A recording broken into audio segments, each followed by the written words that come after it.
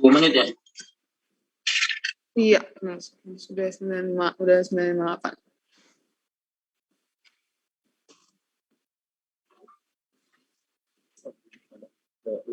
Udah sering cantik dari awal.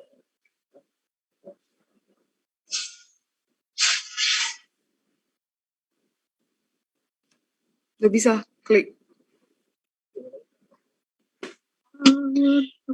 Udah jelas.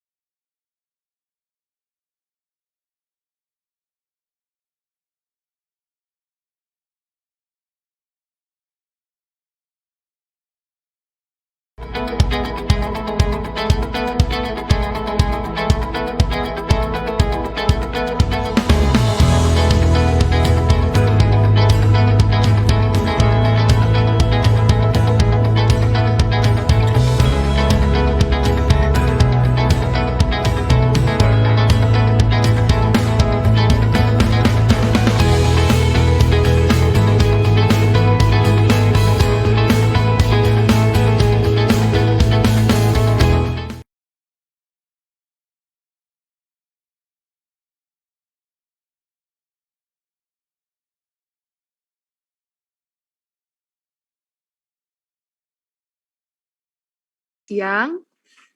Terima kasih buat kawan Prima yang udah mau gabung di live IG kita kali ini. Kita udah banyak bahas ya di sebelum-sebelumnya. Jadi ini tuh live IG merupakan program dari Bea Cukai Priok. Untuk kawan Prima yang pengen lebih lagi in-depth question tentang seputar kepabeanan, impor atau ekspor, itu bisa dapat informasi yang lebih jelas langsung dari narasumbernya. Perkenalkan, saya Ruth Sorta Mutiara, pegawai dari Seksi Layanan Informasi, dan saat ini akan memandu jalannya Q&A kita pada pada pagi hari ini. Nah, sebelum kita masuk nih, kan nggak mungkin ya maksudnya nggak seru gitu kalau misalnya saya cuma sendirian ngobrol gitu, pasti pada bosan. Nah, kali ini kita kedatangan narasumber yang sudah sangat menguasai di bidangnya gitu ya.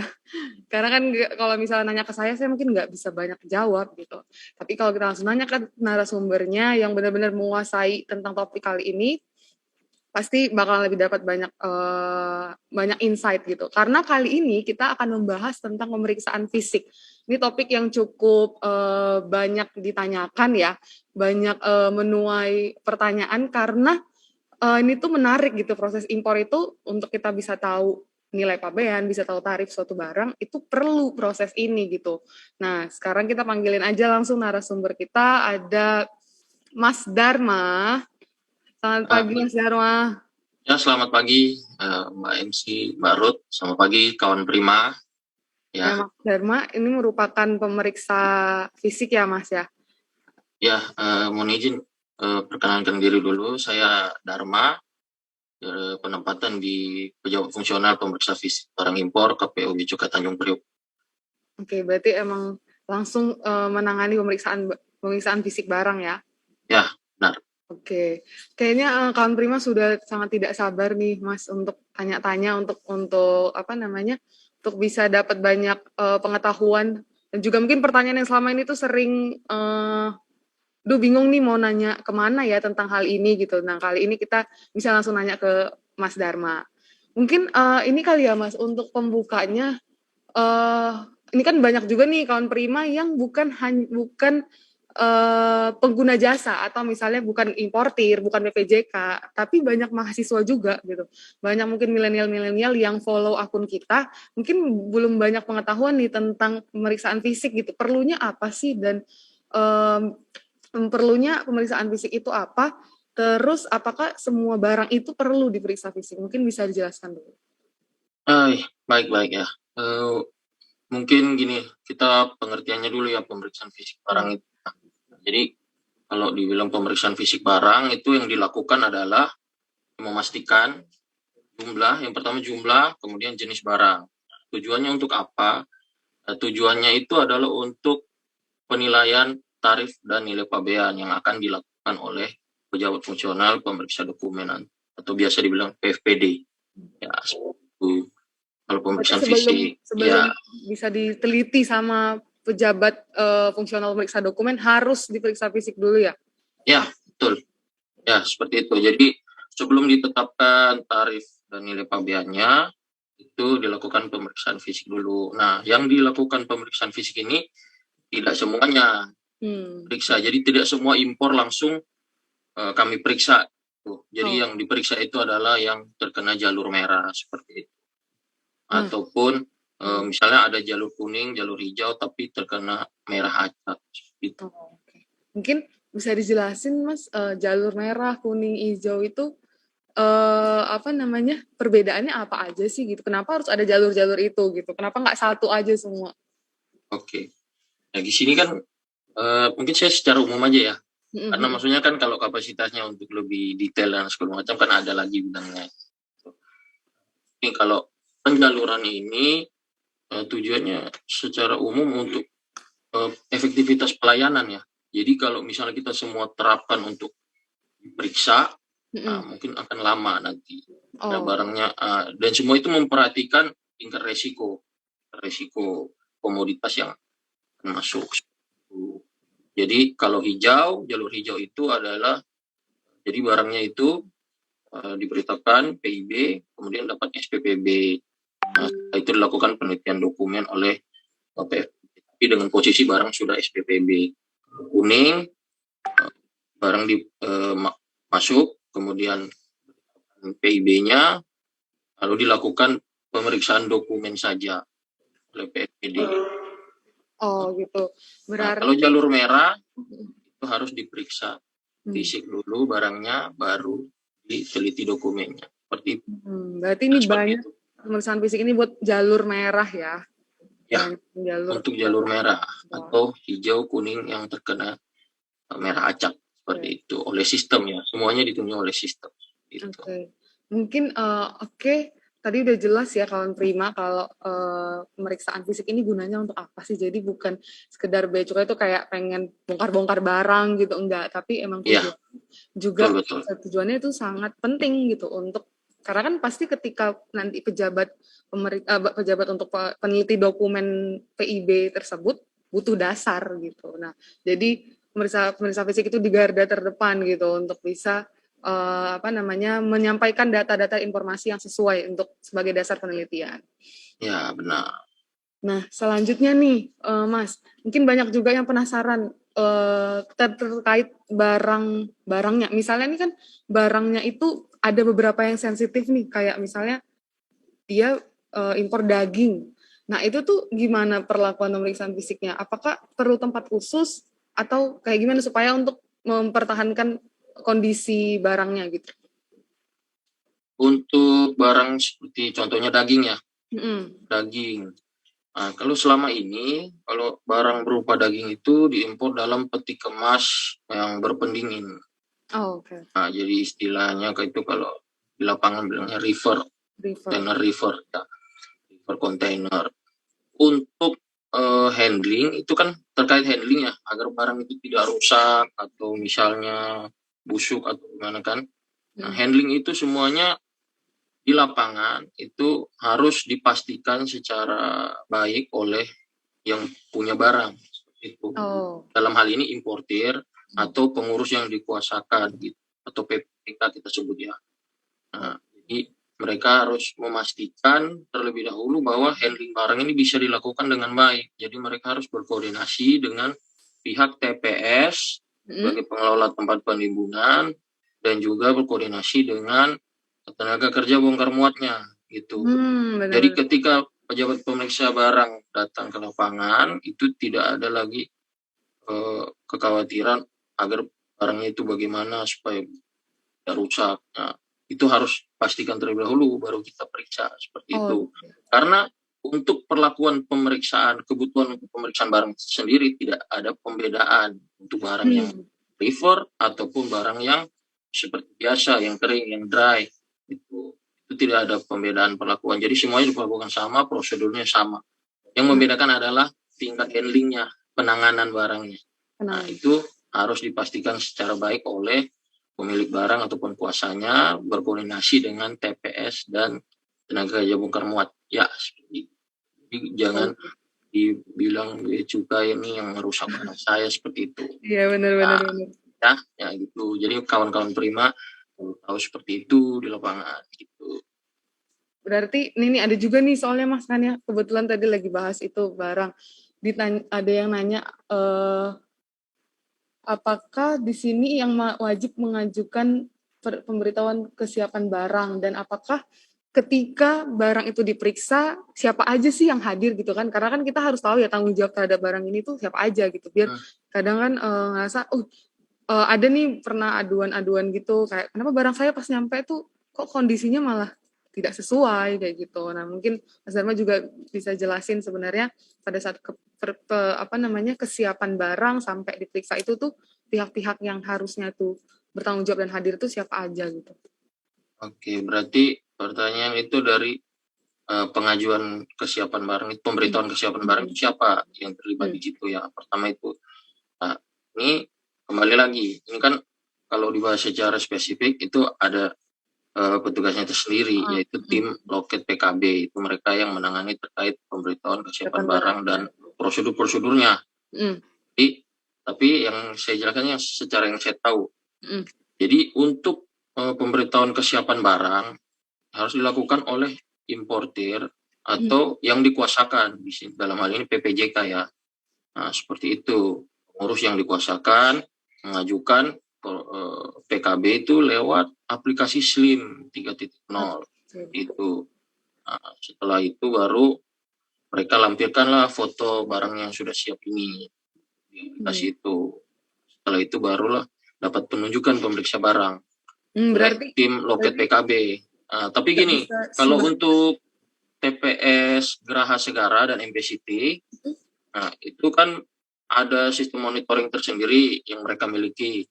Jadi importir atau pengguna jasa itu tinggal menunggu disiapkan. Jadi disiapkan oleh TPS, menyiapkan, kemudian setelah siap akan langsung muncul di monitoring mereka gitu. Muncul, nah, kalau sudah muncul di monitoring bahwa siap untuk diperiksa, nah, itu baru langsung ditunjuk petugas pemeriksanya oleh loket PKB.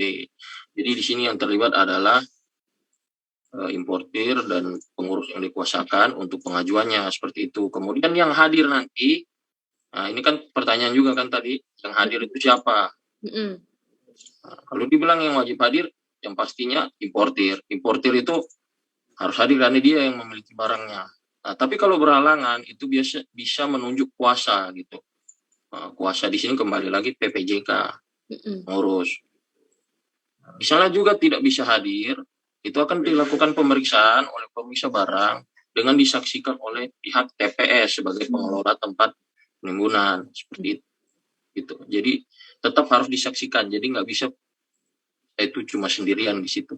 Ya, sebagai ada dari bea cukai dan juga ada dari yang lain seperti importir yang punya barang gitu, pengurus, dan kalau nggak bisa TPS-nya seperti itu. Jadi emang pemeriksaannya itu bisa dipastikan memang benar-benar ini ya disaksikan oleh orang-orang, dan kita itu bea cukai itu tidak melakukan pembongkaran juga kan ya, maksudnya terhadap barangnya. Yang mengurus itu kan emang dari pihak importirnya kan. Kita dari bea cukai itu memang hanya melakukan pemeriksaan saja atau bagaimana? Ya, kalau bongkar secara ini ya bersentuhan langsung atau kita misalnya disobek atau apa gitu, ya itu semuanya melalui tenaga kerja bongkar muat atau pengurus ataupun yang punya barang seperti itu. Itu. Jadi gini, kenapa harus ada yang hadir? Karena kan dalam pemeriksaan itu kami punya namanya berita acara pemeriksaan. Ya, jadi berita acara itu nanti setelah selesai pelaksanaan pemeriksaan ada yang bertanda tangan di situ. Nah, yang bertanda tangan adalah importir atau kuasanya. Kalau tidak hadir, yang tanda tangan adalah pihak TPS sebagai saksi. Dan tetap resiko dan biaya ditanggung oleh importir gitu. Nah, ada yang kurang jelas mungkin tanya, silakan aja ditanya. Ya. Ini apa namanya penekanan juga ya untuk kawan Prima di sini. Oh iya nih kita udah ada beberapa pertanyaan juga nih Mas dari slide kita nih. Dari aku baca ini ya dari Pak Abdurrahman mau tanya Pak, untuk impor hewan ternak hidup tadi udah di ternak hidup apakah dilakukan pemeriksaan fisik? Ya, kembali lagi ke penyaluran. Jika dapat jalur merah, apapun barangnya itu akan diperiksa fisik. Itu prinsipnya seperti itu. Ya. Jadi kalau importasi Bapak itu mendapatkan pemberitahuan jalur merah, maka wajib untuk diperiksa itu Pak ya. Ya. Berarti bukan hanya barangnya apa, tapi juga karena kan ketika penjaluran itu banyak hal yang dipertimbangkan ya sama sistemnya bea cukai ya. Jadi bukan berarti kalau barangnya ini pasti hijau, barangnya ini pasti merah. Oh, gitu. Tidak. Banyak pertimbangannya dan ya itu semua lewat sistem. Ya benar, itu perlu di kawan Prima bisa tahu bahwa itu semua by system gitu. Dan terus ada pertanyaan kedua, misal jumlah barang kurang atau lebih dari packing list atau invoice. Nah, apakah barang tersebut, barang yang lebih itu akan disita nggak sama bea cukai? Nah ini bahasa apa namanya? Bahasa disita. Nah, itu disita itu kita jangan selalu pakai itu kata sita, karena untuk penyitaan itu panjang sekali prosedurnya dan itu harus hal-hal tertentu baru dilakukan seperti itu panjang pokoknya. Nah kita bukan sita juga namanya itu, kalau itu namanya tegah, itu untuk barang yang terkena larangan dan pembatasan. Untuk keadaan standar ya. Kalau masih baru dalam proses pemeriksaan fisik barang di lapangan untuk PIB jalur merah, itu kalau ada lebih itu dicatat dalam laporan hasil pemeriksaan sebagai barang yang lebih. Nah, setelah itu baru ditetapkan oleh PFPD sebagai pemeriksa dokumen. Itu nanti terkait tarif dan nilai pabean kembali lagi seperti itu. Jadi nggak langsung disita kayak gitu ya, jangan langsung khawatir atau takut gitu.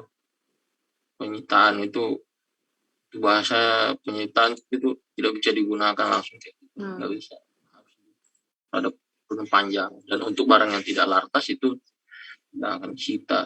Benar ya, berarti barang memang yang jadi tidak main sita menyita nih bea cukai ya gitu. Berarti memang barang-barang yang ada ketentuan larangan dan pembatasan ya. Ya, itu baru bisa ditegah. Itu pun ada ketentuannya lagi tuh. Ya, benar-benar. Tidak langsung semuanya yang terkena larangan pembatasan kemudian ditegah, tidak semuanya seperti itu. Ya, itu nanti mungkin kalau mau tahu tentang atas nanti bahasnya lebih lanjut bersama bidang P2 mungkin ya. Bidang P2 benar-benar. Lebih mumpuni di sana. Oke. Apakah sudah terjawab tadi mungkin kawan Prima? Kalau misalnya ada komen lagi atau tanggapan boleh langsung aja ya di kolom komen. Oke.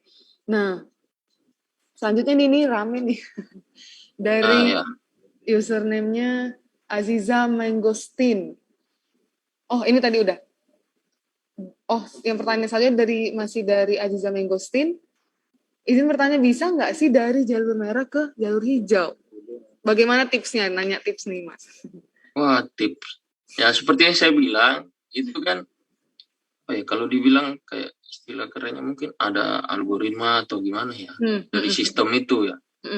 Itu kan urusan dari manajemen resiko yang dimiliki oleh sistem aplikasi itu.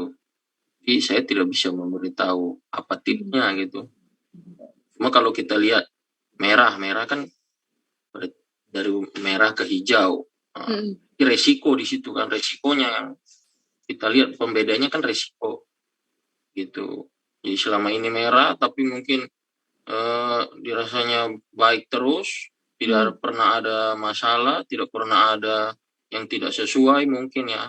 Ini saya bilang mungkin aja nih, supaya maksudnya kan ya kita perlu jawab juga, ini pertanyaan dari kawan Prima kan. Itu tidak pernah ada masalah, komoditas barangnya itu bukan barang berisiko, ya bisa saja suatu saat diberikan jalur hijau seperti itu. Berarti, tapi apakah bisa mengajukan? Nah, pengajuannya itu mungkin teknisnya atau gimana saya belum bisa jawab di sini. Mungkin nanti ditanyakan ke sisi saja ya, di layanan informasi kami ada nanti dari sana untuk pengajuan atau segala macam, satu tidaknya lewat layanan informasi ya. Itu kalau pengalaman di pemeriksaan fisik memang ada yang biasanya dia merah tapi dia jadinya hijau. Itu ada. Ada ya, ada. Mungkin ini pertanyaannya lumayan teknis ya. Kita masuk dulu ke pertanyaan kawan Prima masih seputar barang nih. Silakan. Untuk barang contoh, apakah semua barang itu perlu diambil sampel gitu oleh pemeriksa fisik? Barang contoh ya, prinsipnya tidak semua harus diambil sampel. Jadi ketika tujuan pemeriksaan fisik itu sudah tercapai, jadi artinya pemeriksa barang itu sudah yakin bahwa jumlah dan jenis, ini kita tekankan lagi ya, periksa fisik barang itu tujuannya mengetahui jumlah dan jenis. Gitu. Jumlah jenis sudah dirasa yakin bahwa sesuai, sudah bisa dianalisa dengan kasat mata oleh pemeriksa barang, dan melalui juga professional judgment pemeriksa barang bahwa sudah yakin terhadap barangnya, tidak perlu diajukan sampel. Contohnya kalau yang perlu diajukan sampel itu barang seperti kain.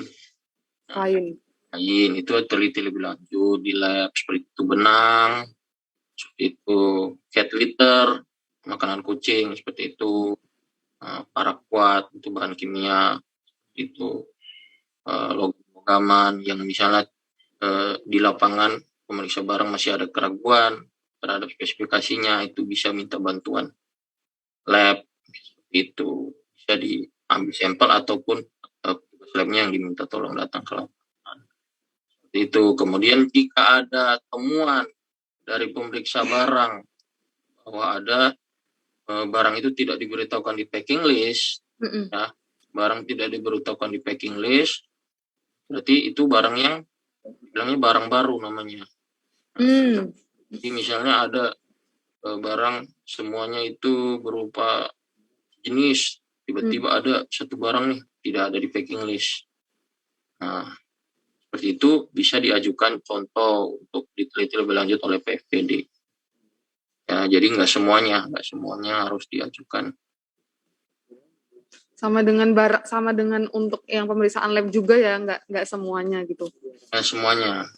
Nah, itu kembali lagi dari pertimbangan pemeriksa barang di lapangan dan profesional judgment dari pemeriksa barang. Kemudian juga ini saya tambahin, kalau ada atensi dari PFPD, gitu kan, gitu. PFPD memberikan atensi bahwa barang ini harus diajukan sampel, diteliti lebih lanjutnya, itu baru kita ajukan. Jadi nggak sembarangan kita ngajuin sampel.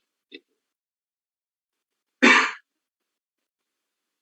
Mungkin gimana, kawan Prima sudah terjawab? Di satu contoh kasus barang yang diimpor itu, sebelumnya nih biar bisa enak nih tektokannya, barang yang diimpor untuk pemeriksaan fisik, apakah barang tersebut itu diperiksa 100% gitu kan, itu kan satu kontainer banyak ya, apakah diperiksa 100% atau tingkatan tertentu tuh ada gitu? Ya, tentunya ada tingkatannya gitu. Nah, jadi kita kan punya namanya sistem. Nah, jadi semua itu penunjukan lewat sistem. Jadi ada namanya instruksi pemeriksaan. Nah, itu lewat sistem komputer pelayanan, kami dapat pemeriksa barang itu bisa memeriksa ketika ada instruksi pemeriksaan. Jadi jangan pernah meladeni misalnya ada pemeriksa yang tidak punya instruksi pemeriksaan. Ya, perlu diingat. Nah, instruksi pemeriksaan di situ ada pencantuman tingkat pemeriksaan. Nah, standarnya dari sistem itu menetapkan 10% dan 30%. Jadi untuk saat ini tidak ada yang namanya 100% di awal ya. Karena ada tanda kutip persyaratannya, jumlah dan jenis barang sesuai. Baru kita sesuai dengan instruksi pemeriksaan dan tingkat pemeriksaannya itu 10 ataupun 30%. Kalau ada temuan dari pemeriksa barang bahwa tidak sesuai, itu dapat ditingkatkan menjadi pemeriksaan mendalam. Ini saya tekankan lagi, pemeriksaan mendalam. Belum sampai 100%. 100% itu masih jauh. Jadi mendalam. Misalnya ketika didalami belum semuanya dibongkar atau tidak sampai semuanya dibongkar sudah mencukupi tujuan pemeriksaannya, maka selesai. Itu. Jadi harus ada alasan dulu mengapa bisa dilakukan pemeriksaan mendalam. Itu ada yang tidak sesuai seperti itu. Itu menerima. Oke. Tadi kebetulan pas nih sama tadi Mas Dharma udah menjawab ya, soalnya ada juga nih kawan prima yang nanya apakah pemeriksa barang itu bisa milih gitu, mana yang mau diperiksa gitu. Tadi kan sudah dijawab ya, berarti semua ada instruksi pemeriksaannya. Ya, instruksi pemeriksaan yang ditetapkan melalui sistem komputer pelayanan, bukan dari pemeriksa barang. Itu. Jadi pemeriksa barang tidak dapat memilih dokumen mana yang mau diperiksa. Selanjutnya nih mungkin untuk ada yang nanya nih contoh kasus misalnya barang yang diimpor dalam satu kontainer tuh 15 jenis barang.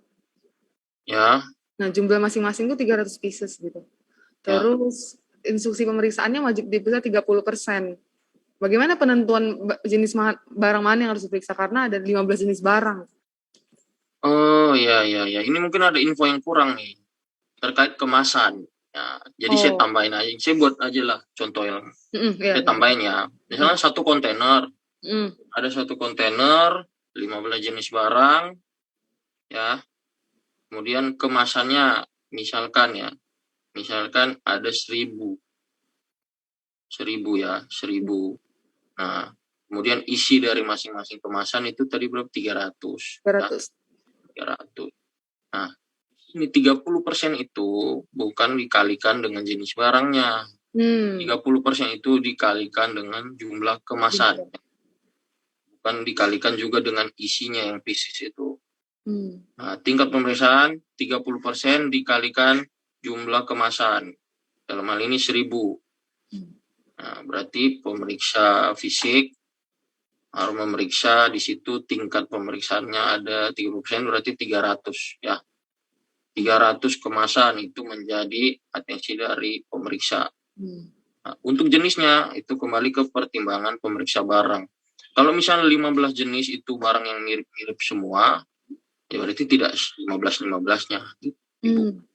Ya, yang penting target untuk 300 kemasan tercapai, kemudian secara jenis dibuka dengan unsur yang sepatut-patutnya gitu.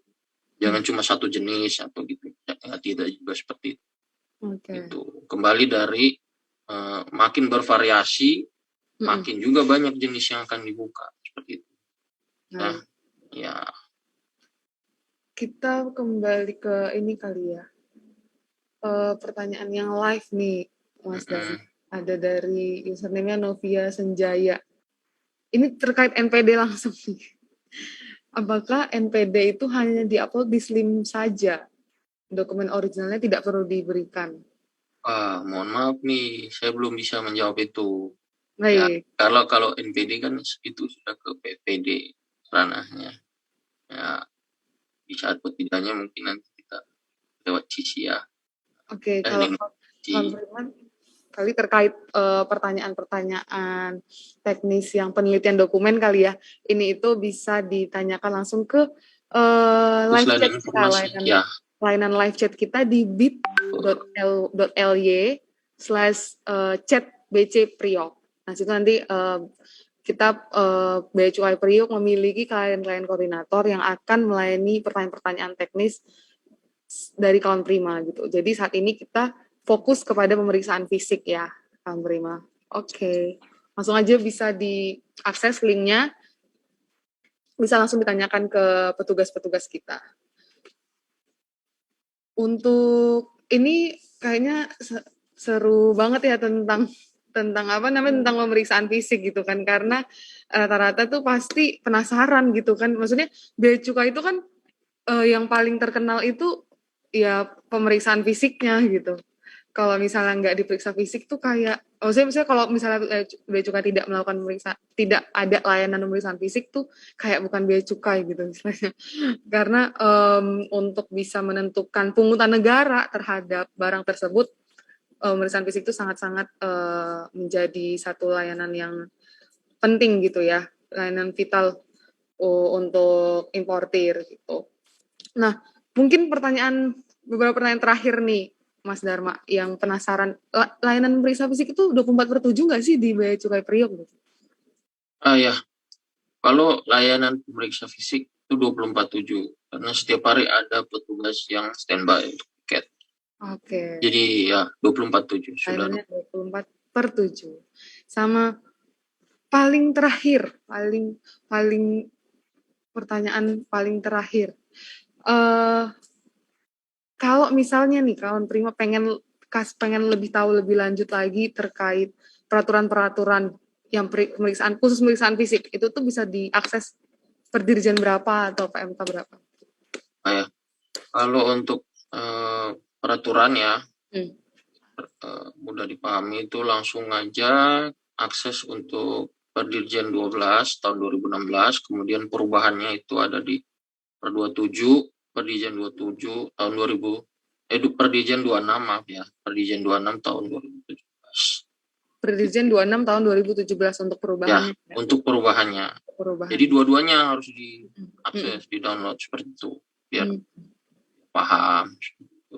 Oke, itu bisa kawan Prima bisa mengakses dari search engine masing-masing, bisa langsung diketikkan saja peraturannya, nanti pasti muncul link-link untuk aksesnya gitu ya. Oke, nah sekarang ini kita sudah di tahap akhir, udah menjawab pertanyaan-pertanyaan dari kawan Prima gitu. Mungkin kita bisa, tadi kita kan udah banyak nih pertanyaan-pertanyaan. Ya. Masih ada pertanyaan lagi ya ternyata ya? Ya, boleh. Silakan. Kalau dari. silakan. Ini ada pertanyaan dari Lydia 00007. Ya. Jika sedang impor bahan krim dalam satu polybag besar, apakah semua sampelnya bisa dari luar? Dari barang yang sama yang sudah pernah diimpor? Oh iya. Untuk pemeriksaannya perlu ditekankan bahwa pemeriksaan fisik itu memeriksa yang aktual. Ya. Jadi apa yang diberitahukan di PIB-nya, ya, packing list dari nomor PIB tersebut, barang itulah yang menjadi dasar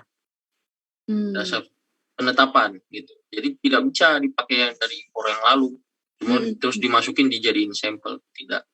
Jadi sebaiknya itu diambil dari yang ada pada saat itu, impor yang pada saat itu.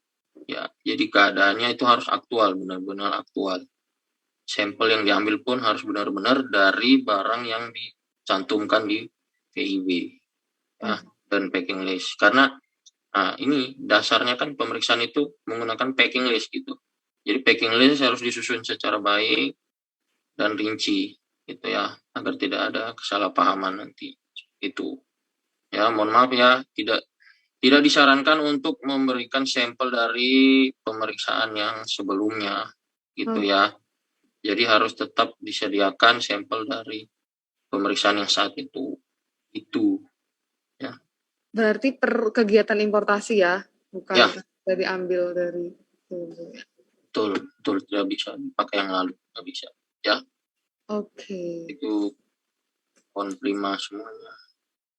Apakah ada lagi nih admin yang di kolom komen pertanyaannya? Oke, ini kita masuk ke pertanyaan yang sudah diajukan sebelumnya ya, mungkin ya. Ya, boleh. Mumpung lagi ada kesempatan, silakan tanya. Oke nih. durasi pemeriksaan berapa lama? Durasi ya untuk SOP kami sendiri ya. Nah, durasi itu tergantung dari item barangnya. Jadi kisaran range-nya ada di 3 sampai 5 jam. Ya, dengan catatan barang yang diberitahukan sesuai. Itu ya. Dan tidak ada kendala dari handling barang. Tidak ada kendala di tenaga bongkar muatnya, tidak ada kendala. Seperti itu. Kemudian tidak ada kendala sarana prasarana. Nah, karena kalau di lapangan kan ya tidak bisa mengharapkan selalu ideal. Kalau misalnya ada hambatan, cuaca juga pengaruh seperti itu. Cuma kalau ditanya standarnya berapa, 3 sampai 5 jam. Itu ya. Kalau satu item itu 3 jam. Kalau 2 item sampai 5 item itu 4 jam. Kalau di atas 5 item itu 5 jam. Nah, kalau misalnya kontainernya lebih dari 1, ada penambahan waktu 15 menit. 15 menit. Ya, setiap penambahan kontainer. Nah, itu mungkin bisa dijelasin, Mas. Ya. Perhitungannya itu apakah via sistem atau tergantung dari pemeriksanya untuk bisa memastikan ini beneran kalau misalnya barangnya sudah benar-benar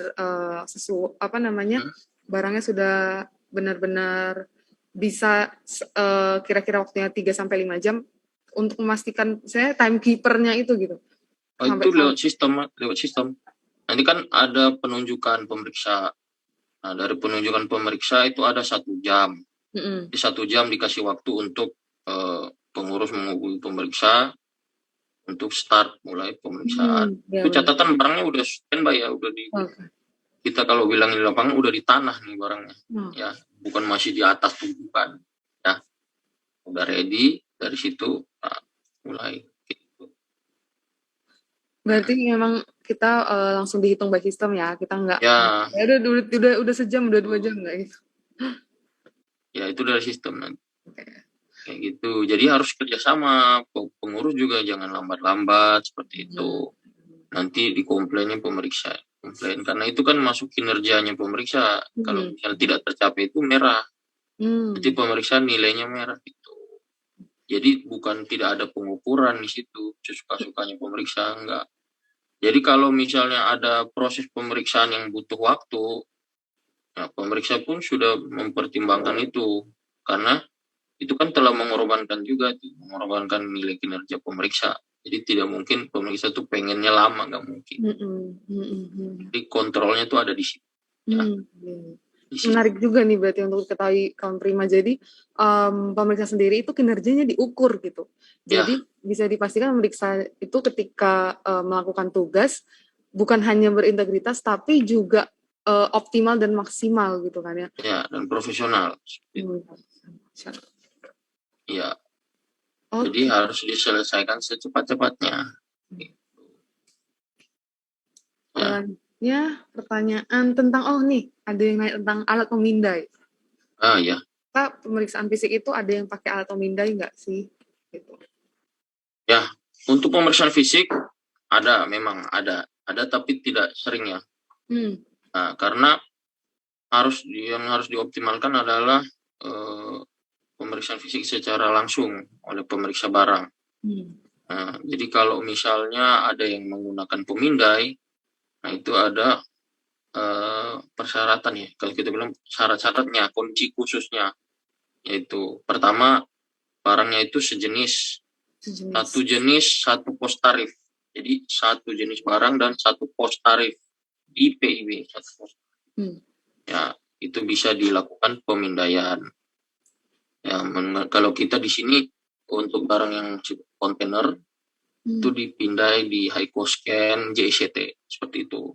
Antara ini ya. Untuk sekarang juga sedang dibangun juga di Geraha Segara untuk HiCoScan. Gitu. Jadi barangnya itu satu jenis, satu pos tarif. Kemudian juga barang yang di dalam peti kemas berpendingin itu bisa untuk kita pindai. Ya. Kemudian resiko dari profiling importer itu rendah. Nah, itu dapat dilakukan pemindaian ya. Jadi kalau yang berisiko tinggi, jangan harap kita lakukan pemindaian. Gitu. Semakin rendah risikonya, baru kita berani untuk melakukan pemindaian. Gitu ya. Kemudian juga untuk barang yang peka udara, jadi barang itu tidak boleh dibuka kemasannya karena kalau udara masuk dia akan rusak. Ya itu boleh. Nah, pokoknya saling berkaitan ya ini. Nah, yang pertama jenisnya harus satu jenis kayak gitu ya.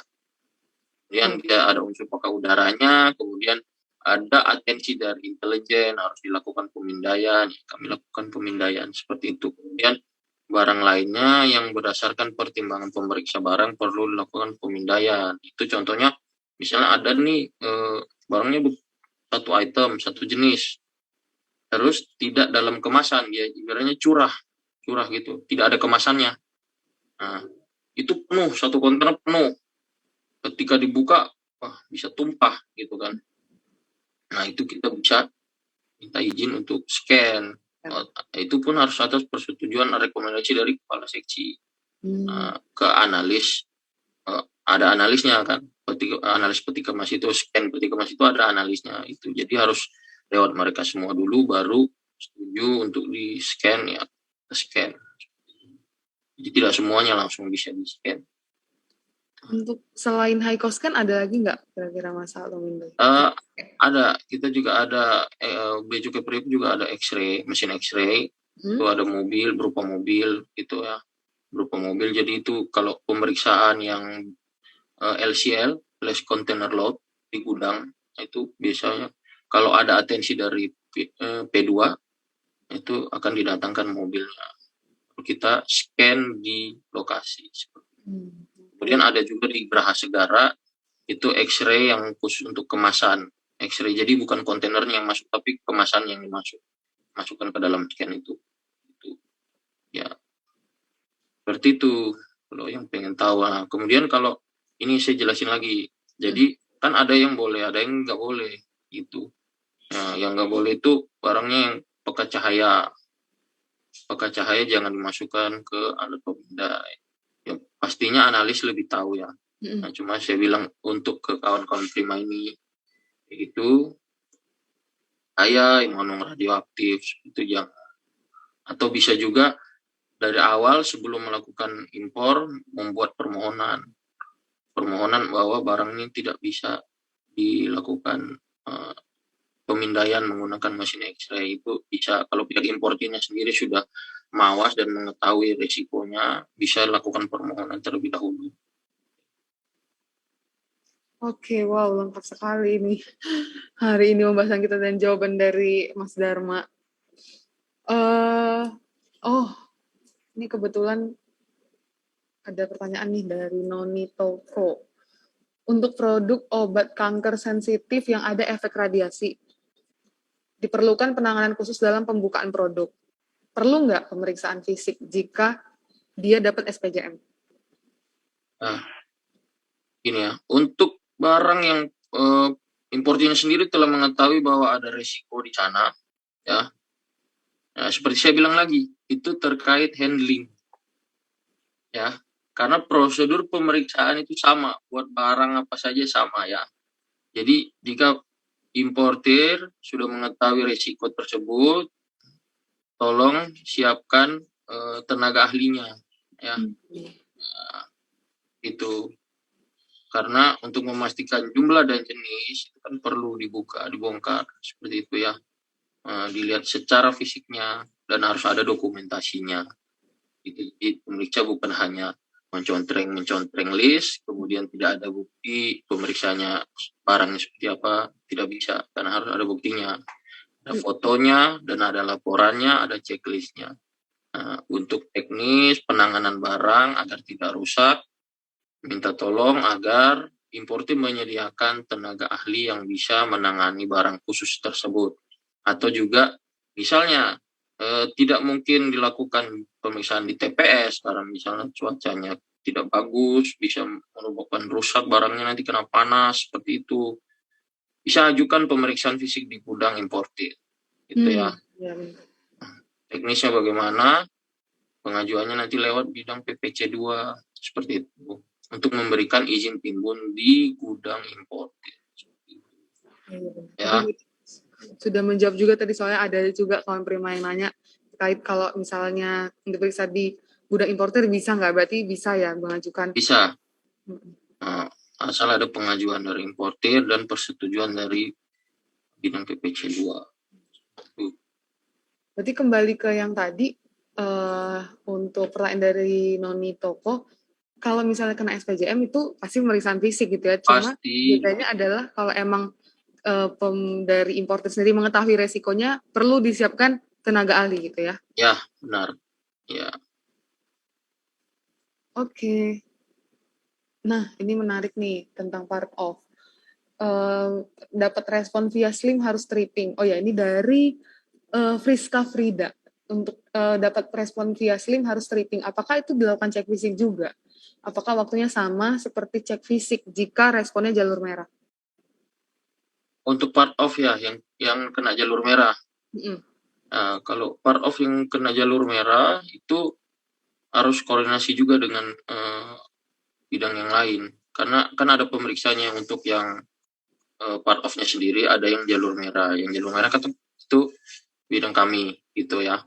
Nah, jadi untuk perlakuannya sama seperti pemeriksaan pada umumnya. Cuma yang membedakan adalah dipisahkan dulu nih barangnya. Mana yang jalur merah dipisahkan dulu, baru kami periksa seperti itu. Gitu ya.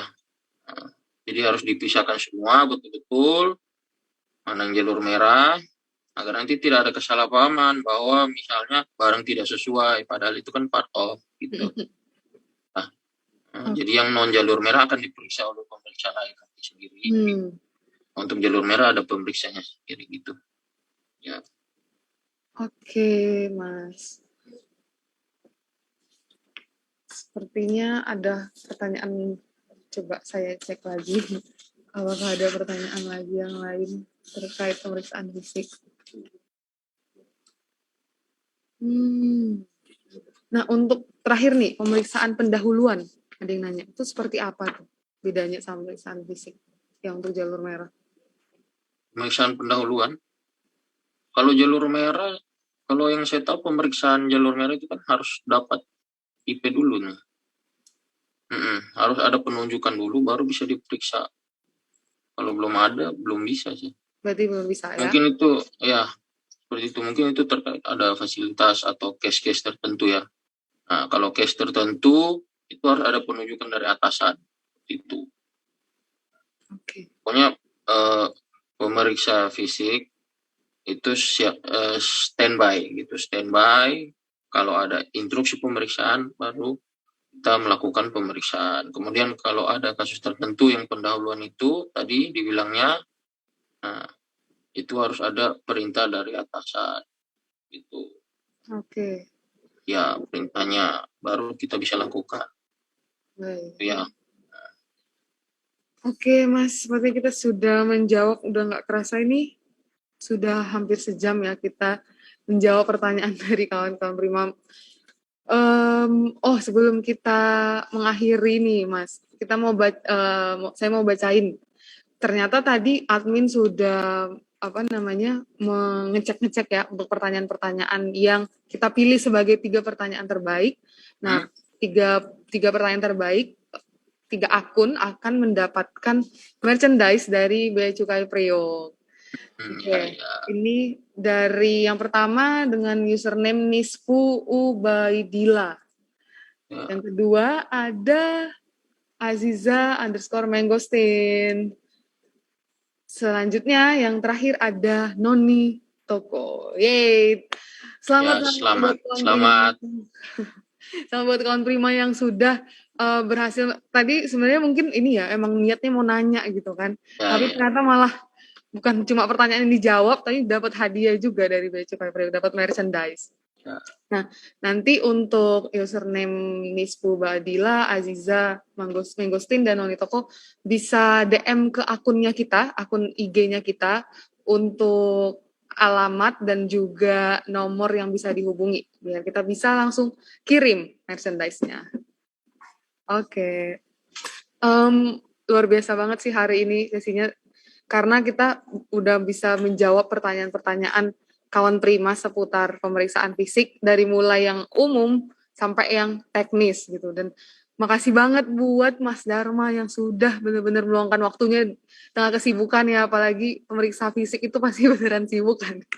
Ya, terima kasih juga sudah MC sudah mengundang ke sini. Jadi maksudnya ada rasa penasaran dari kawan-kawan Prima yang misalnya selama ini hanya cuma asumsi atau duga-dugaan, ya bisa kita jelaskan di sini. Itu. Kasih banyak ya atas kesempatannya. Terima kasih, kita juga sangat terima kasih ya sama Mas Dharma yang sudah mau menjawab pertanyaan dengan sangat jelas gitu. Nah, untuk kawan Prima, bisa, kita ini kan setiap minggu ada live ya, tiap hari Rabu jam 10, jadi stay tune terus di Instagram kita, karena kita akan bahas topik-topik seputar kepabeanan, seputar ekspor dan impor. Nah, nanti untuk topik minggu depan, bisa dilihat di akun Instagram kita. Jadi jangan lupa follow akun kita dan boleh stay tune ke di postingan-postingan kita atau story kita, karena kita bakalan kasih tahu kalau kita mau adain live lagi gitu. Oke, nggak terasa sudah berakhir hari ini sesi Q&A kita. Terima kasih buat kawan Prima yang sudah mau berpartisipasi. Terima kasih untuk pertanyaannya. Terima kasih sekali lagi untuk Bli Dharma. Ya, siap. Dan selamat siang. Assalamualaikum warahmatullahi wabarakatuh. Terima kasih.